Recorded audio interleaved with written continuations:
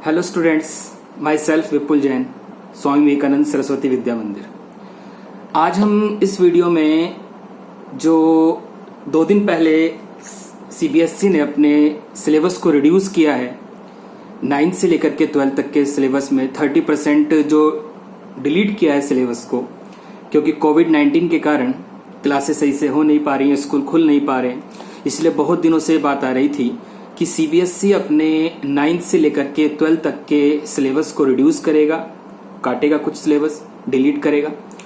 तो उसी के संबंध में, उसी को लेकर के 2 दिन पहले सीबीएसई ने अपना सर्कुलर दिया, जिसके अंदर 9th से लेकर के 12th तक की सभी सब्जेक्ट्स के सिलेबस में कुछ न कुछ कटौती की गई है, कुछ न कुछ डिलीट किया गया है, रिवाइज्ड किया गया है सिलेबस को।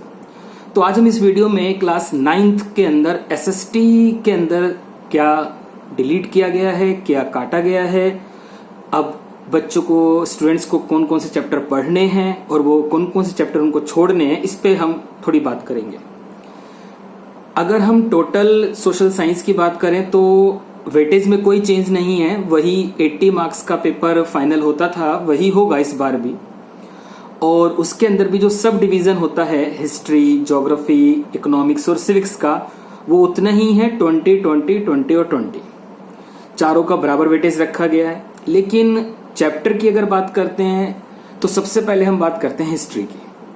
हिस्ट्री के अंदर अगर आप एनसीईआरटी की बुक लेते हैं तो आपको तो उसमें 7 चैप्टर मिलते हैं, 7 या 8 चैप्टर देखने को मिलते हैं।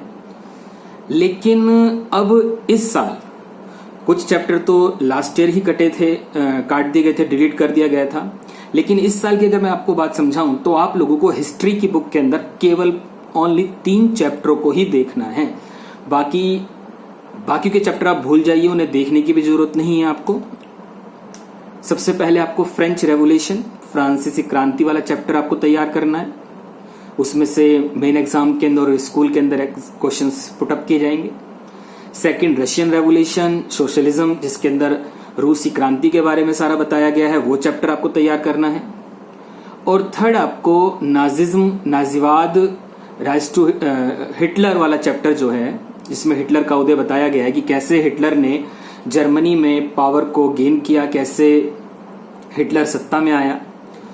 तो ये केवल 3 चैप्टर आपको पढ़ने हैं स्टूडेंट्स, केवल 3 ओनली।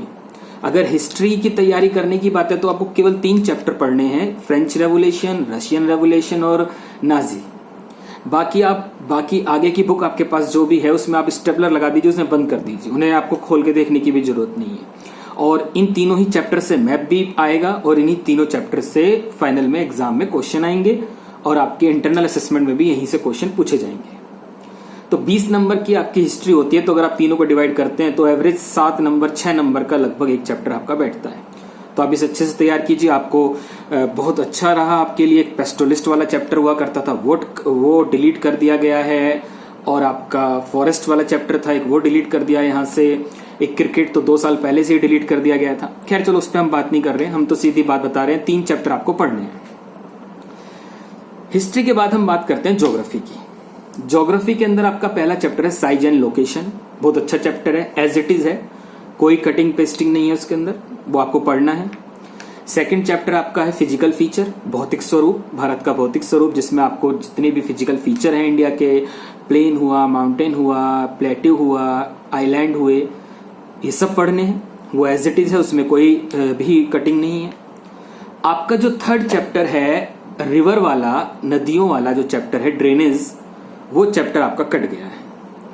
लेकिन आपको वो मैप के लिए तैयार करना है, उसमें से मैप आएगा। बाकी में से भी ये नहीं कह रहे हैं हम कि केवल ड्रेनेज से ही मैप आएगा। मैप फर्स्ट से भी आ सकता है, सेकंड से भी आएगा, फर्स्ट से भी आएगा, साइज एंड लोकेशन से भी आएगा, फिजिकल फीचर से भी आएगा, लेकिन ड्रेनेज से भी आएगा। ड्रेनेज को आपको थ्योरी के लिए पढ़ने की जरूरत नहीं है, केवल उसमें जो मैप का पोर्शन है, केवल जो मैप का हिस्सा है वो आप पढ़ लीजिए। उसमें 7-8 रिवर दिखाई गई हैं, आप उनको अच्छे से आइडेंटिफाई कर लीजिए। 3 और आपका ड्रेनेज पैटर्न है, आपका इंडस, गंगा है और ब्रह्मपुत्र है। उसके बाद प्लेट्यू की रिवर्स हैं कुछ 6, 4 और 2, 6 करके। तो इन 9 नदियों के बारे में आपको पढ़ना है बस।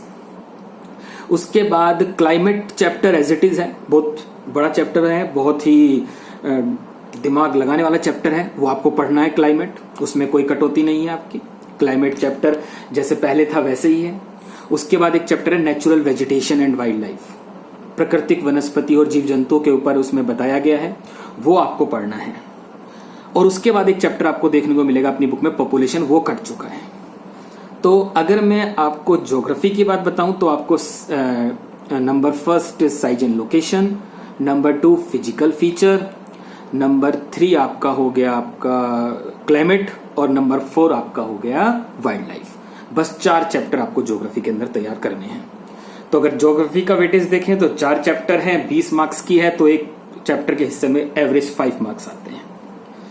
तो 4 ज्योग्राफी और 3 आपके हिस्ट्री, तो 7 चैप्टर आपके इन दोनों को मिलाकर हुए। अब बात करते हैं सिविक्स। सिविक्स का जो फर्स्ट चैप्टर है बच्चे, कंटेम्प्रेरी वर्ल्ड के अंदर डेमोक्रेसी, समकालीन विश्व में लोकतंत्र, वो चैप्टर तो 2 साल से 3 साल से कटा हुआ है, वो तो एज इट इज कटा हुआ है, वो आपको पढ़ना नहीं है। अभी तक तो सभी के स्कूल के अंदर फर्स्ट सिविक्स शुरू हो चुकी होगी, तो ये बात तो सभी बच्चों को पता होगी। मुझे लगता है कि सभी स्टूडेंट्स को पता है कि सिविक्स का पहला चैप्टर तो डिलीट है, वो तो पढ़ना ही नहीं है, वो वैसे ही है। सेकंड चैप्टर है वाई डेमोक्रेसी व्हाट डेमोक्रेसी, लोकतंत्र क्या और क्यों, वो आपको पढ़ना है। डेमोक्रेसी के फीचर्स, उसके मेरिट्स डिमेरिट्स, वो आपको तैयार करनी है, पढ़नी है, लोकतंत्र वाला चैप्टर। उसके बाद थर्ड चैप्टर है आपका कॉन्स्टिट्यूशन डिजाइन, संविधान निर्माण, जिसमें पूरा इंडिया का कॉन्स्टिट्यूशन कैसे बना है, कॉन्स्टिट्यूशन असेंबली क्या थी, ये सब चीजें हैं, वो आपको पढ़ना है। लेकिन उसमें एक अच्छी बात यह है कि उसके अंदर एक पोर्शन है आपका साउथ अफ्रीकन कॉन्स्टिट्यूशन को लेकर के, वो डिलीट कर दिया गया है। साउथ अफ्रीका के कॉन्स्टिट्यूशन वाला पोर्शन आपको नहीं पढ़ना है, बस वो शुरू के 2 पेज हैं। बाकी उसके बाद चैप्टर एज इट इज है, वो आपको तैयार करना है, कॉन्स्टिट्यूशन डिजाइन वाला चैप्टर। उसके बाद आता है इलेक्टोरल पॉलिटिक्स वाला चैप्टर करके आता है, चुनावी राजनीति, जिसके अंदर आपको इलेक्शन कैसे होते हैं, इलेक्शन कमीशन क्या है, ये एज इट इज है, वो आपको पढ़ना है, तैयार करना है। उसके बाद है वर्किंग ऑफ इंस्टीट्यूशन, यानी कि संस्थाओं के कामकाज, जिसके अंदर आपको बहुत ही अच्छा चैप्टर है, तीनों चीजें, लेजिस्लेटिव, एग्जीक्यूटिव और जुडिशरी, यानी कि विधान पालिका, कार्यपालिका और न्यायपालिका, तीनों ही पढ़नी है, तीनों ही समझनी है। लोकसभा, राज्यसभा, राष्ट्रपति, president, prime minister, high court, supreme court, ये सब पढ़ने को मिलता है, ये आपको पढ़ना है। लेकिन एक बात है, नेक्स्ट चैप्टर है डेमोक्रेटिक राइट्स, वो कट गया है। डेमोक्रेटिक राइट्स चैप्टर मुझे तो बहुत अच्छा लगता था पढ़ाने में भी और बच्चों को, क्योंकि राइट्स तो हर किसी को अच्छे लगते हैं, अधिकार तो हर कोई चाहता है, तो लेकिन वो चैप्टर आपका कट गया, वो आपको नहीं पढ़ना है। तो अगर सिविक्स की मैं बात समझाऊं आपको, तो first chapter what is democracy, why democracy first, second constitution design, third आपका इलेक्टोरल पॉलिटिक्स और फोर्थ आपका आता है वर्किंग ऑफ इंस्टीट्यूशन। तो ये 4 चैप्टर आपको पढ़ने हैं।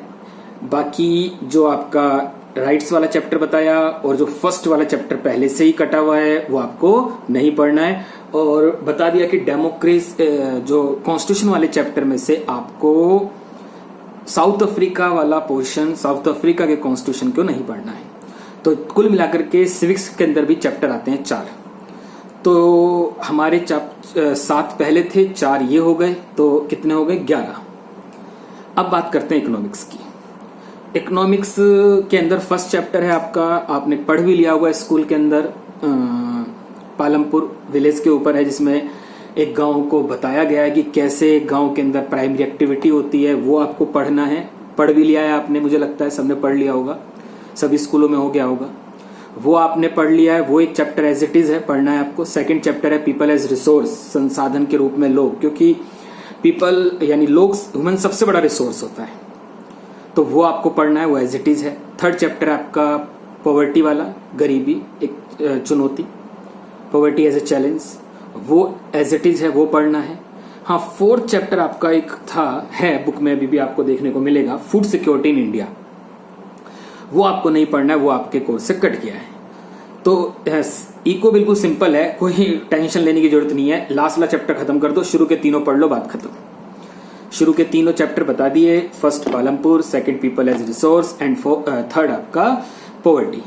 तो 3 चैप्टर आपके इको के हो गए। तो पहले 11 थे और ये 3 मिलाते हैं 14 यानी 14। तो एसएसटी के अंदर इस साल आपको 14 चैप्टर तैयार करने हैं, 14 चैप्टर पढ़ने हैं।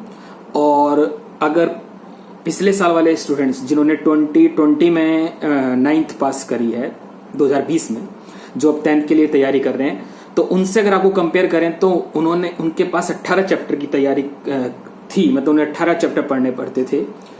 लेकिन आप लोगों के लिए 4 चैप्टर कम हो गए हैं, तो आपको 14 चैप्टर तैयार करने हैं 9th में।